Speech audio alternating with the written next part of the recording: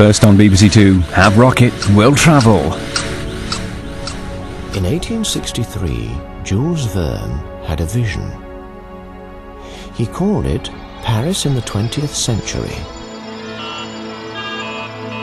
He foresaw a future of electric lights, automobiles, and roads streaked with traffic. It was the story of a world gone wrong. He even predicted that a vast mechanical cathedral would rise in the center of Paris. But the book was too pessimistic to print. In 1889, technology caught up.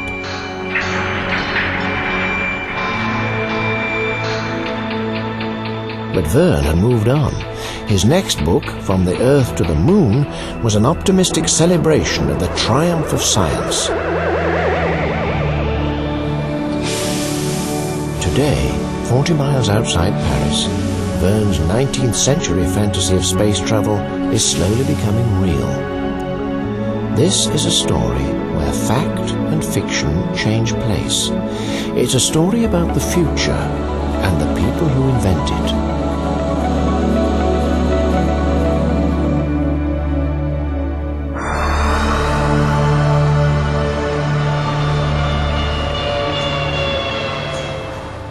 Eight miles north of Los Angeles, a few minutes' drive off the interstate, is the small suburb of Glendale.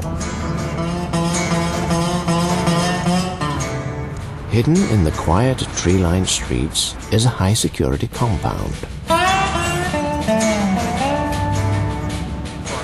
Exactly what happens inside has remained a closely guarded secret for over 40 years.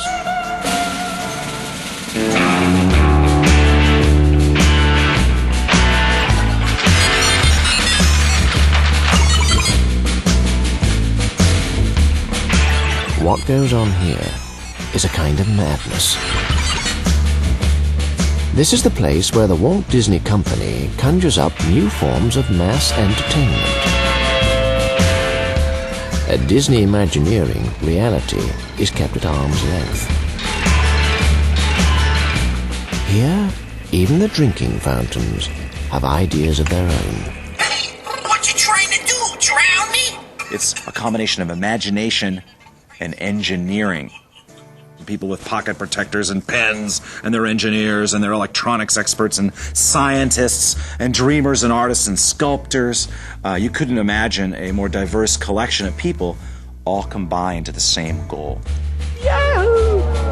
This is going to be that's the part that I'm waiting for.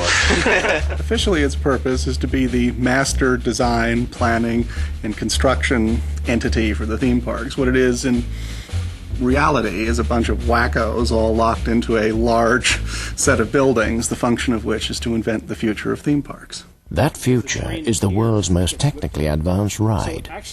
Called Spacemountain, it's being planned in Los Angeles and will be built in Disneyland Paris. This is a make-or-break year for team leader Tim Delaney. An idea he first sketched out in 1988 will open as a $90 million attraction in 4 months' time. We designed these attractions for ourselves. We designed it, say, what do we think would be really great? I mean, that's what Imagineering's all about. We kind of go out there and say, what do we think would be the newest and latest and most challenging experience? The process starts with this modified flight simulator, as Bran Ferren's team begin to transform Delaney's dreams into hard engineering data. It gives us a way to feel and experience what the ultimate attraction will be like before you have to bend steel, pour concrete, and do things that are a little hard to change. With this, we can simulate much of the ride experience and simply by a few strokes of the keyboard, change it till our creative people are satisfied that this is the kind of experience they really want to provide our guests. The data is collected and converted into a rudimentary three-dimensional model. The Spacemountain ride takes its first computer-aided steps. Passengers will board one of 5 trains. As in Jules Verne's story, From the Earth to the Moon, they will be packed like ammunition into the breech of a 5-meter wide cannon. A huge explosion fires the train up and into the blackness of space. The passengers will not see this track or the surrounding structure as they hurtle at speed, disorientated, upside down, and in the dark.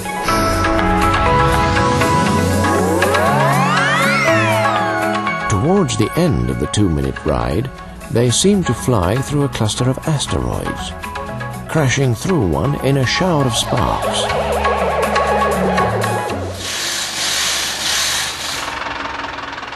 On a wet night, just under 3 months before Space Mountain is due to open, carriages for the rocket train are shipped in from Holland.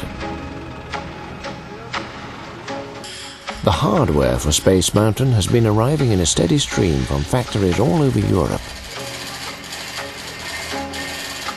Most of it is going together well.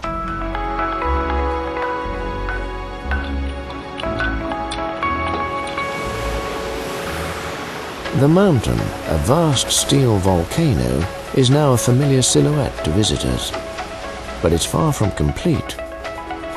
The software that will drive the ride is so complex that a technical team has been recruited from the aerospace industry. There is a lot of interaction between the technical people and the creative people.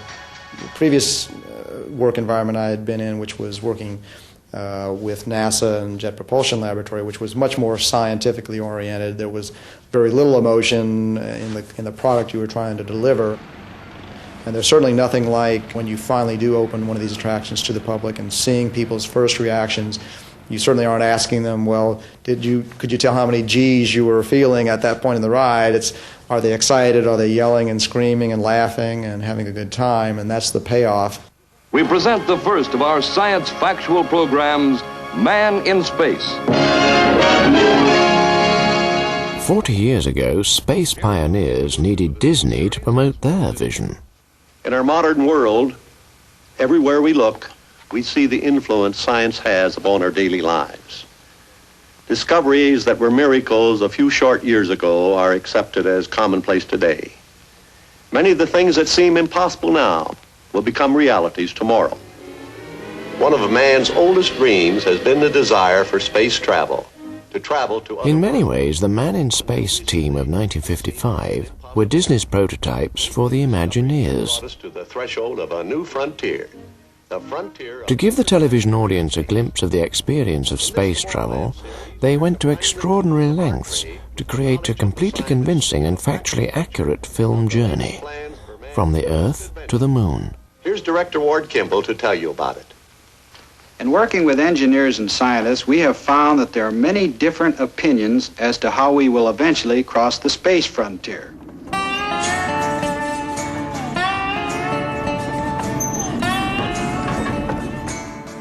Ward Kimball still lives in Los Angeles, his home a surreal monument to a lifetime in the movie business.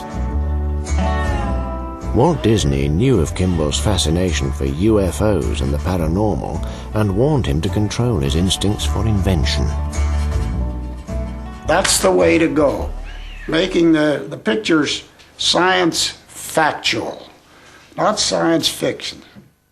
To ensure the film's scientific accuracy, Kimball went looking for a technical expert.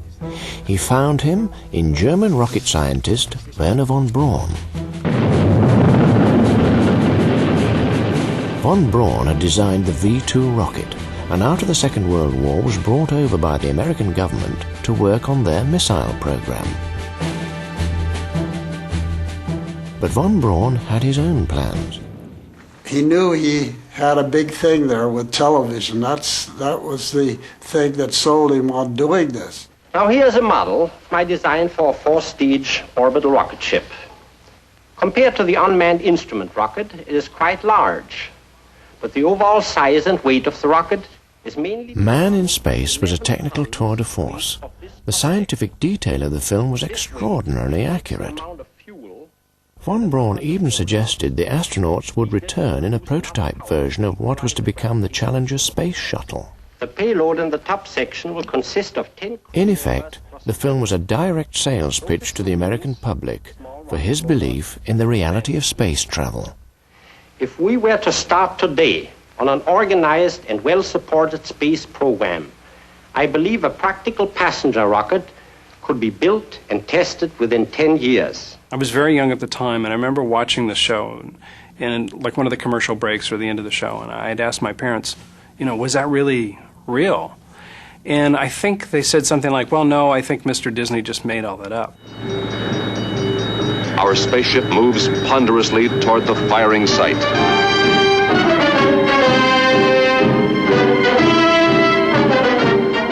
After von Braun's introduction to man in space, his scientific theories were brought to life in an animated rocket flight.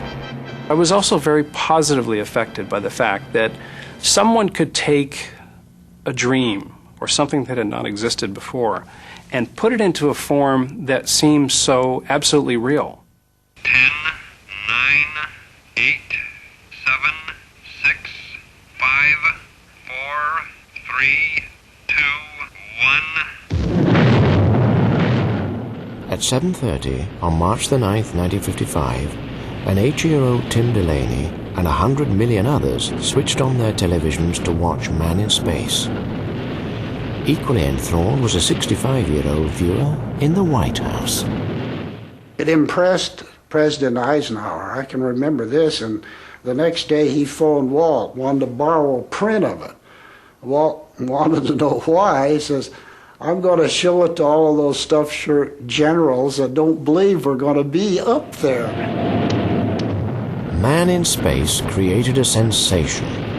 In the Pentagon, it was run and rerun in private screenings, while on June the 15th, due to massive public demand, it was also re-aired on television. On July the 29th, now assured that both the military and the people would back the huge expenditure, the American space program was launched.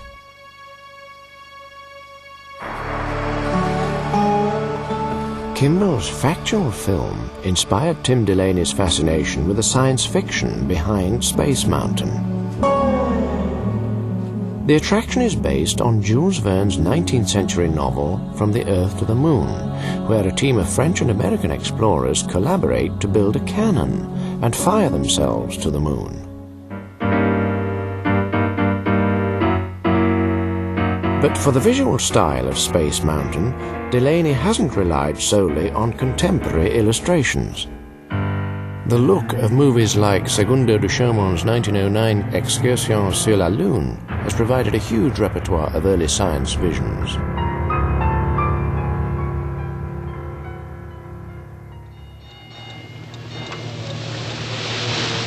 The extraordinary sets of the 1954 Disney version of another classic Verne novel, 20,000 Leagues Under the Sea, has been the inspiration for the rivet and boilerplate aesthetic of Spacemountain.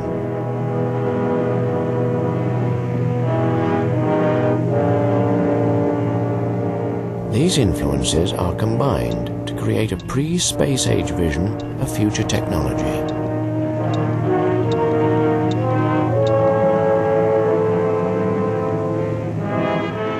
And at the heart of the mountain is Jules Verne's Columbiad, a massive 15-ton cannon. This cannon clearly represents the fact that this is an experience that when you get in it and you're launched, a cannon, big bang, launch, high speed, it will pay off. But beneath the carefully art-directed exterior of Spacemountain is a private, unseen world of steam, oil, and electronics. Ron Hamming is part of the technical team who must make the cannon work. Tower from Project 34, going through door 12. There are 6 weeks to go.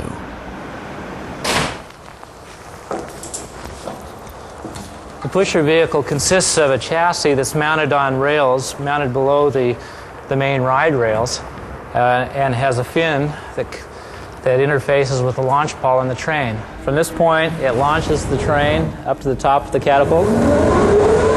A mechanical engineer from Garrett Air Research, Hamming has devised a catapult launch system based on aircraft carrier technology.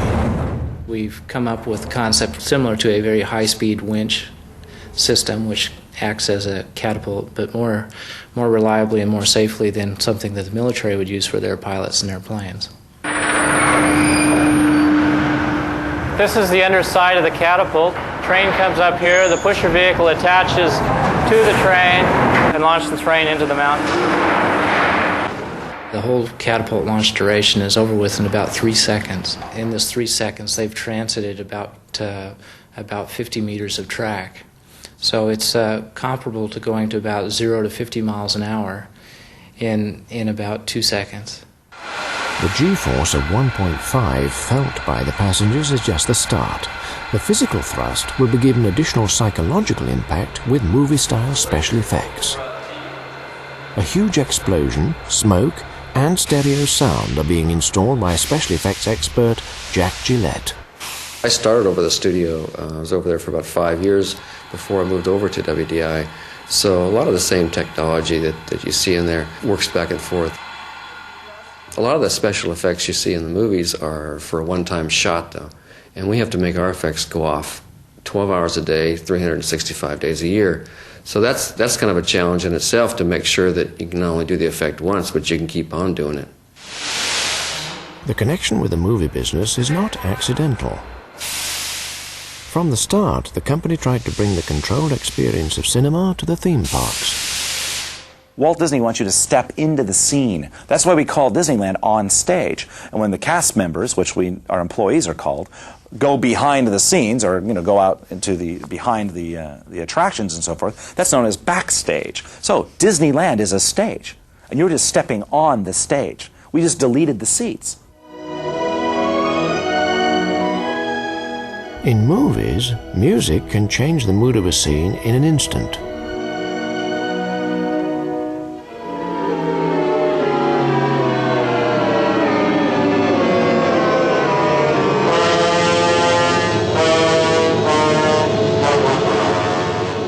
A synchronized score has never been possible in a ride, but Delaney is determined to use the musical power of films like 20,000 Leagues Under the Sea to manipulate emotions on Space Mountain.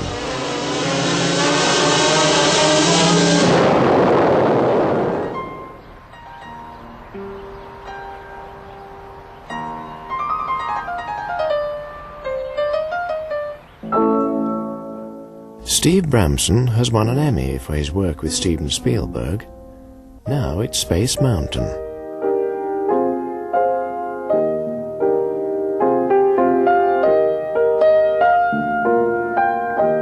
Now, I wanted to have some swirling. I mean, we have, some kind of swirling effect, which is very hard for me to duplicate on the piano. You have all the brass very heroically playing, with the violins up here kind of singing away, and they're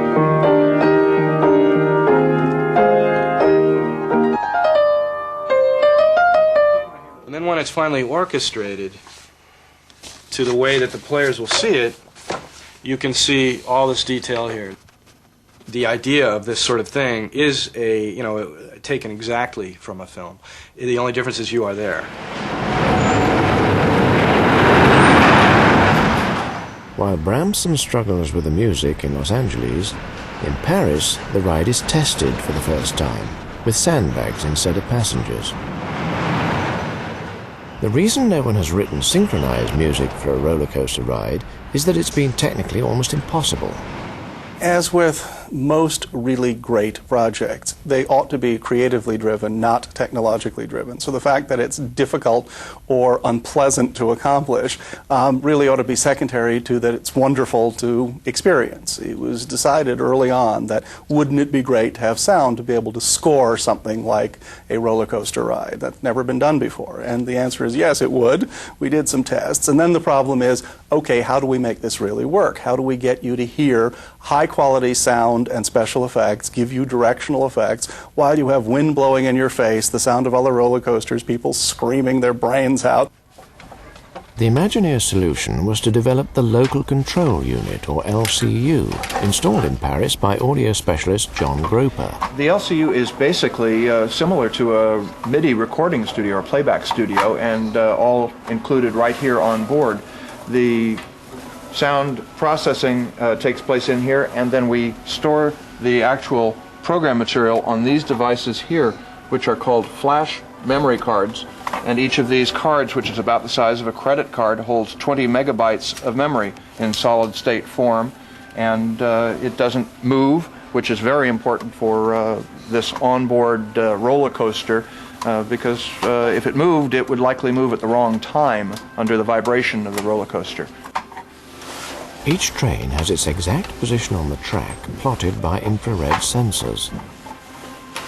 When it's recorded, Steve Brampson's score will be separated into musical layers and digitally stored on the flashcards. As passengers move through the attraction, the music will be automatically re-cued and remixed to synchronize exactly with the ride experience. By the early 60s, with the prospect of a successful moon landing growing nearer, the Imagineers were able to use space technology to create a form of primitive robotics. Take a drink from the Ohio. Called audio animatronics, the technology would play a major part in Disney's optimistic depiction of the future. Now, this contraption here might look like something from outer space, but it's actually a control harness for programming the actions and gestures of our audio animatronic figures. Shall we show them how it works? Very well. This is the Carousel Theater host. Whatever the man in the harness does, this figure will respond simultaneously in the same manner. There's a great, big, beautiful tomorrow. An audio animatronic family populated the Carousel of Progress, its theme tune echoing Disney's faith in things to come. And tomorrow's just a dream away. For 40 years, Disney had promoted his special brand of optimism. His dream with mind and heart. And when it becomes... But 3 months after this clip of film was shot, Disney died, missing the moon landing he had yearned for by 3 years. Shining at the end of every day, there's a great, big, beautiful tomorrow, just a dream away. The astronauts returned to find themselves transformed into media stars. Their scientific achievement was swallowed up in show business. Once men were on the moon and the dream faded, with it went some of the naive optimism of Disney's vision of the future. I guess after Walt died, it became difficult. I wasn't in the company, but I think the creative side became more of what would have Walt thought, what would have Walt done, and the business side became more conservative and stronger. Things got done, great things got done. Epcot Center got built, Tokyo Disneyland got built, but experimentation, risk-taking, insanity, neurotic creative behavior was replaced by a studied business practice. Yesterday's memories. One of the first casualties was a song behind the Carousel of Progress. Instead of Wait for Tomorrow, the theme became Live for Today. You've got it made. The world's forward marching and you're in the parade. Now is the time. Now is the best time, be it. And the idea of space travel changed from a scientific adventure into an entertaining storyline. For it's the best time of your life. At Space Mountain, reality has intruded on the fantasy in the shape of the French government inspector. How the train goes, and 2, see how it feels for you. The first test will be to see if the train can stop itself in the event of a software failure. This means programming a deliberate breakdown into the ride control system. So Brian's going to make the software patch. I saw that also on the main. The system has to fail safe. And we have to go through all the failures, and sometimes that's what takes a lot of time is creating failures that are supposed to happen 1 in a million or are never supposed to happen. Trying to figure out, now that you have the system in place so that these things can't happen, you make them happen so you can see how the system reacts. Greg, was that brake 17 that you wanted to close after the vehicle struck sensor 2PA? The vehicle passes 2PA, please close brake 17, yes.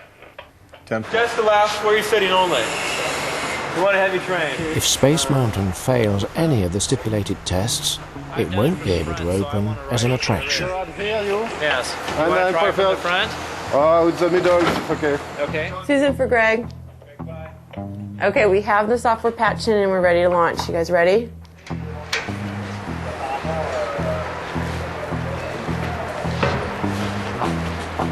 Ready to go? I'll ride with Michelle. Somebody, I go with you, Michelle.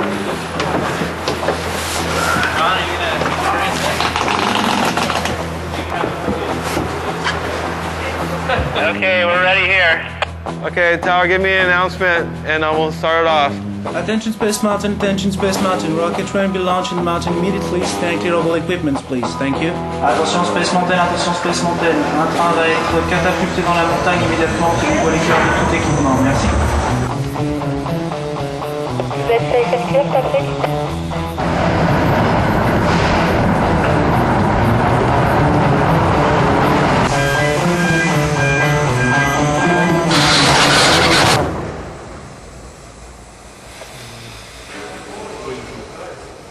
How's that? Okay, Suzanne. Okay? The train fails safe. It passes the test.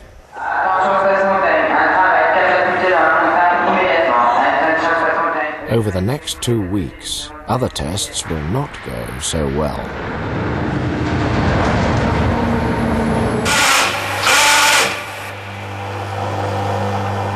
The repeated testing holds up other work, and now Jack Gillette's special effects inside the mountain are running behind time.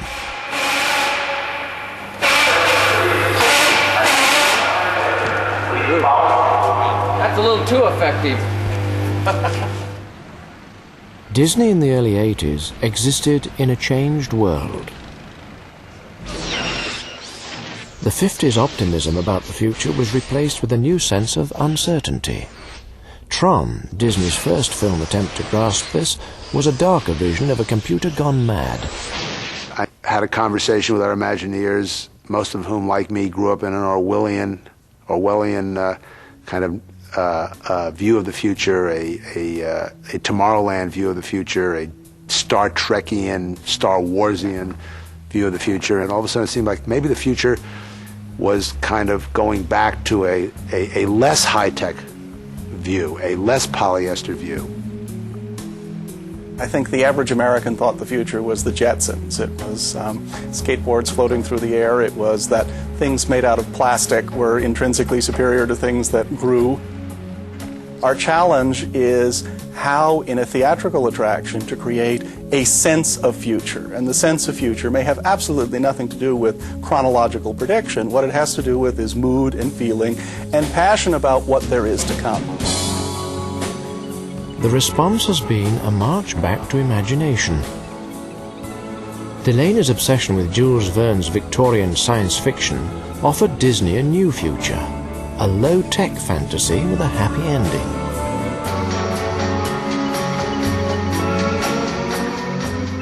But behind the fantasy, there are urgent practical realities. 600 volunteers pack Space Mountain as the Ministry of Transport look on. An evacuation rehearsal is underway. Ladies and gentlemen, we are sorry for the delay. We're working on the prom and we will be back up as soon as possible. We'll let you know when we can start riding the train again.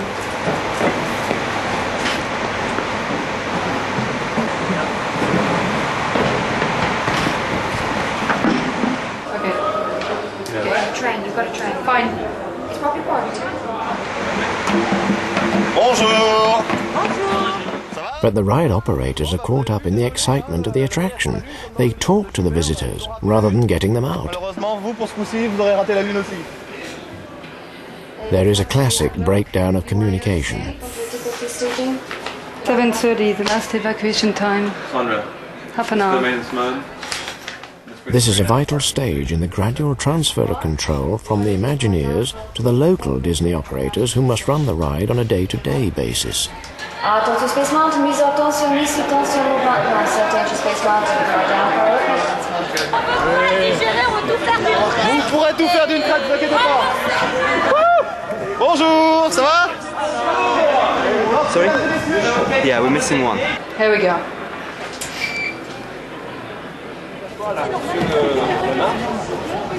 Franchement, si tu regardes comme ça, c'est génial. We need to work on our evacuations a little bit, though. For Doug LeBlanc, who has to formally hand over command in 2 weeks, the test has shown just how much there is still to do. they talked to the guests for 5 minutes before they started releasing harnesses. Okay. Maybe he had some good jokes to tell. I don't know. And I noticed that the other break zone took even longer. Really? Yeah. So, yeah, we're not doing badly for the first night. Second. The process must be repeated until the ride safety can be signed off. But the tests have revealed an alarming piece of information. Hello? Back in Los Angeles, Tim Delaney gets an urgent call from Paris. Okay, wait a moment. Well, my confidence is really boosted here. Hello? Hello?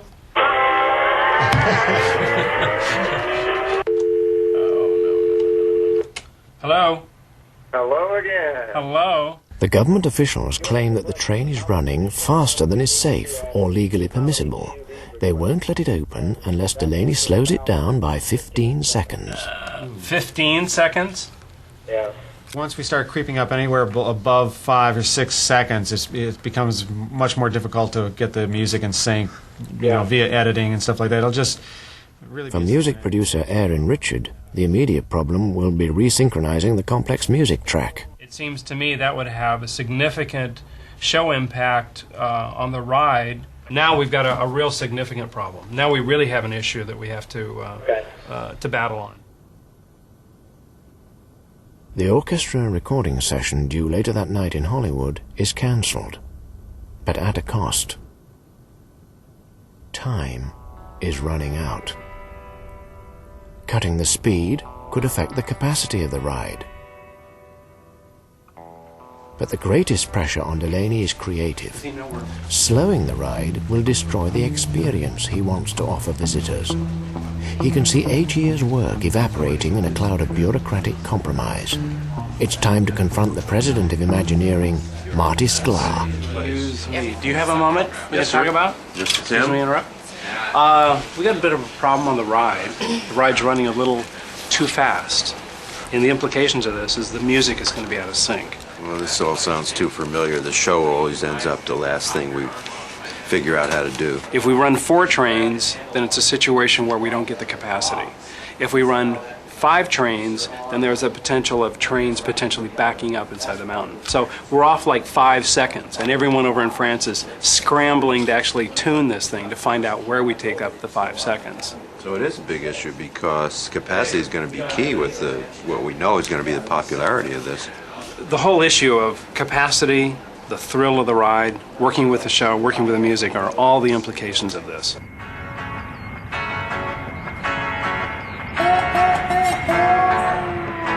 Delaney's on the next flight to France.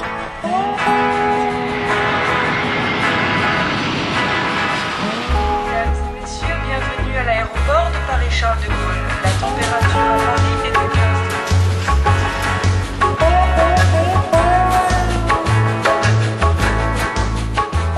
This is the first time he has seen the completed Space Mountain. Delaney was trained as a graphic designer. He's obsessed with the visual. He doesn't like what he sees. The cannon looks too clean. The mechanism feels fake. For him, the fantasy will only be truly effective if the cannon is a believable piece of machinery. For a moment, problems with the music are forgotten as Delaney gets to work with a team of scenic artists. Coming through here, and right, it's a little bit dark, and the crevices there, and then on the edges, we'll highlight those edges, so it looks like it's been used, but actually we're taking really good care of it. All this area up here, I wouldn't touch this. I mean, I wouldn't do too much character finishing here. I wouldn't do any at all, as a matter of fact. But down up here, down up around in that area there, where the gun sight is, make it look as rich and as well taken care of as possible. Up to the top of the world.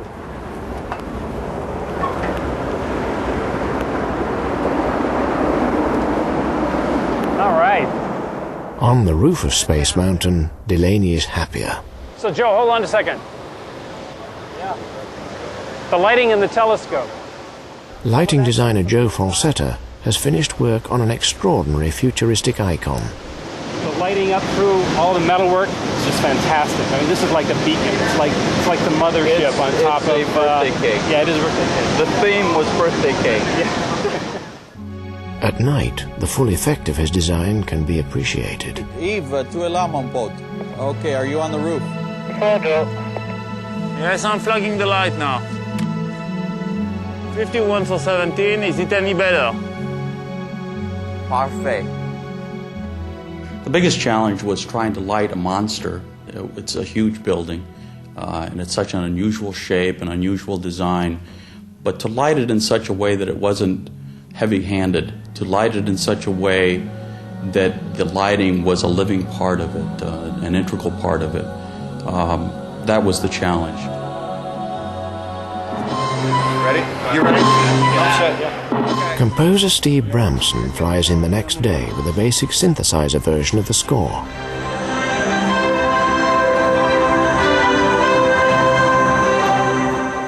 This is his first time in Paris and his first ride.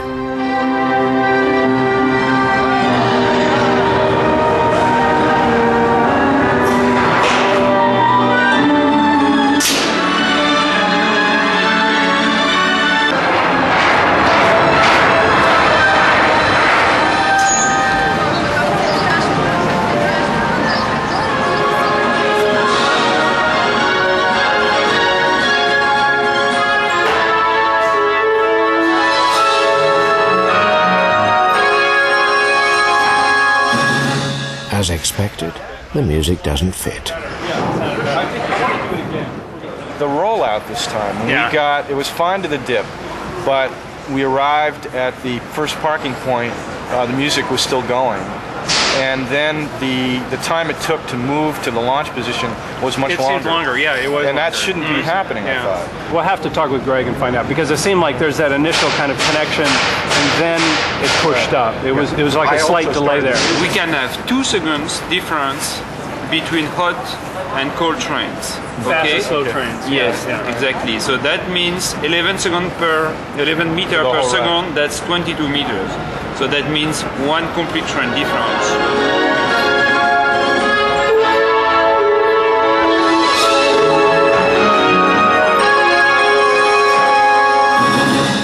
3.5 seconds.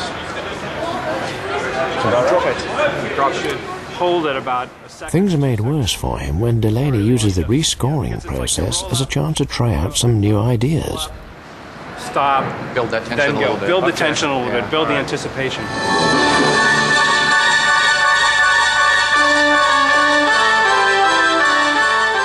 Bramson is beginning to realize that a complete music rewrite is needed.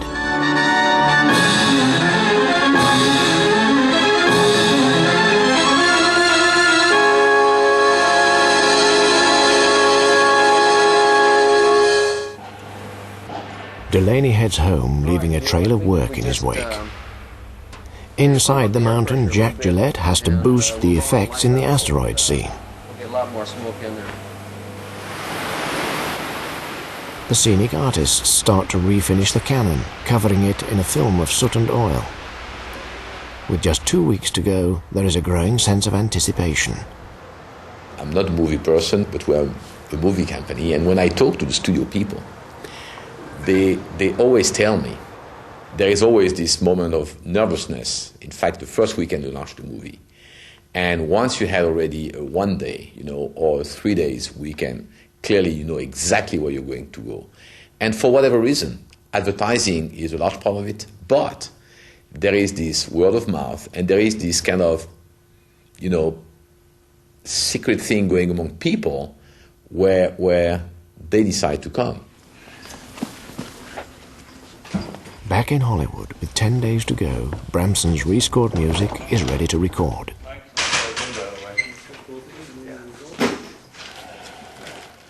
There just really is nothing like a real large orchestra. The colors will just be that much more sharper. The silvery glow of the flutes and the power and the excitement of the brass will be much more real and discernible than to the synthesizers.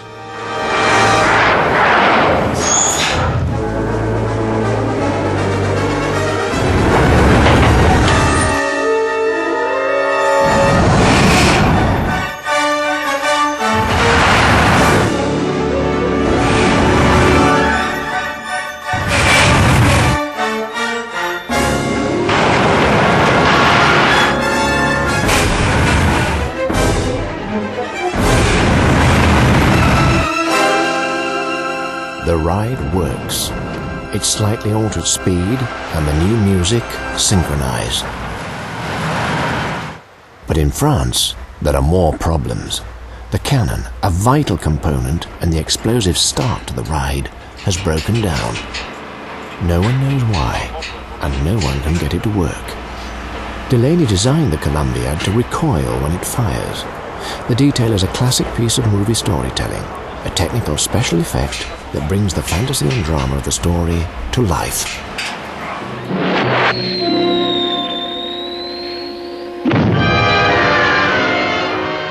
In 1955, Ward Kimball was in the middle of a similar battle with man in space.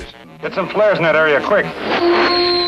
We did have a little argument with von Braun. When we went around the moon, we dropped some rockets from the moon ship to light up the surface.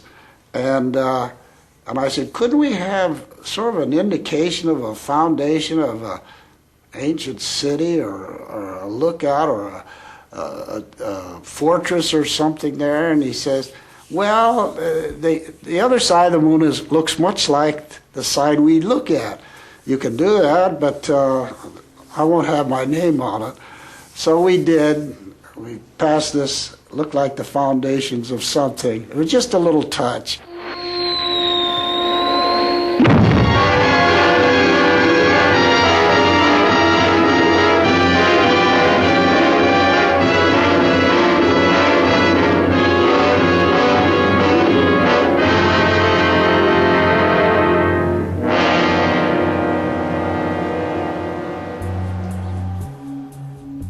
Whether the cannon works or not, there's now little more that Delaney can do. As Space Mountain prepares to open for the first time, he is back in Los Angeles. With 36 hours to go, ride engineers fix the problem. Space Mountain opens on time and working perfectly. Every 36 seconds, 55 new passengers will experience every detail of the dream Delaney first had 8 years ago. But as he clears his office, his mind is not on Paris or with Space Mountain, but on the beginnings of a new piece of madness.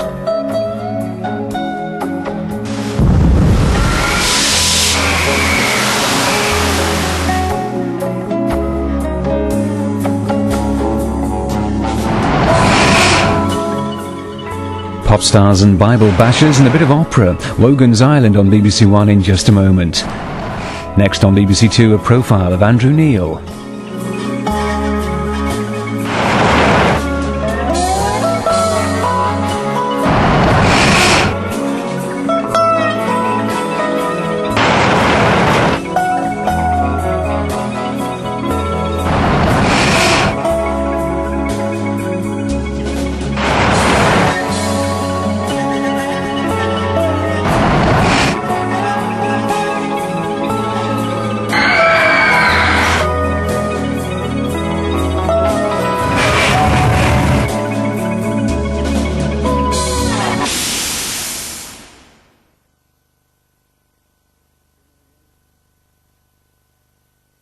Sarajevo. The front line. This is a